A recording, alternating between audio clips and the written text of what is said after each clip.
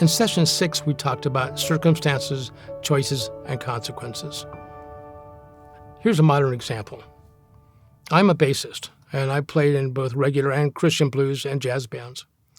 The more I played in the Christian blues band, the more I enjoyed it and loved the opportunity to share the good news about Jesus with people. At the same time, my interest in playing regular gigs at bars and pubs just kind of diminished. Got tired of the scene. One weekend, I had 2 gigs with the Christian blues band, one on a Friday and one on a Saturday night. The week before, I had had a call from an old friend, Paula. We had often used meth together, and she was also a contact for me to buy it when I was still doing drugs. Paula was going to be in the area that weekend and wanted to get together with me. I agreed, and the more I thought about it, the more I couldn't wait to see Paula. When Friday night came, I played the first gig and then left afterwards to meet Paula at her hotel. I was restless and knew that Paula would have meth with her. I knew that if I took some, I'd have fun, and I was looking forward to buying some pornography afterwards. When I finally arrived at Paula's hotel, she got into my car and immediately got out the meth pipe and started smoking. As I sat and watched her, I realized I could not smoke any, because if I did, I would be up all night smoking meth and then looking at porn. I would be very lucky if I slept at all. And I had a gig the following night with the Christian blues band, Ministry.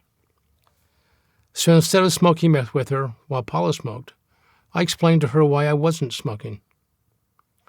I shared with Paula about my Christian faith and the ministry I was involved with and what it meant to me, and I had realized that I could not smoke meth with her.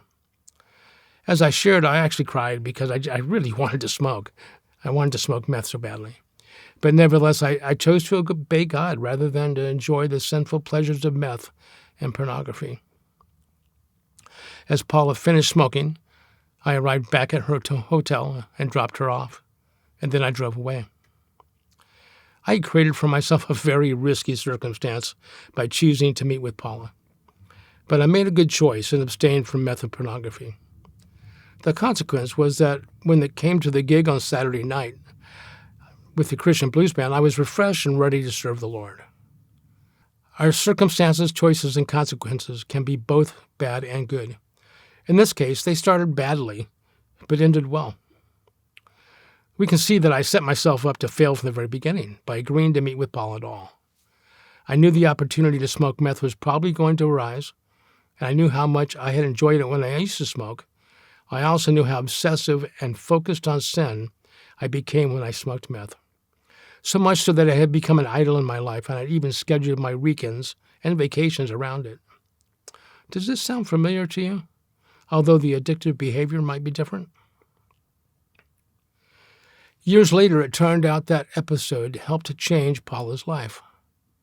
She stopped using meth, went back to college and took classes in addictive behavior and the psychology of addictions, and now works to help others walk away from their addictions and seek a relationship with God.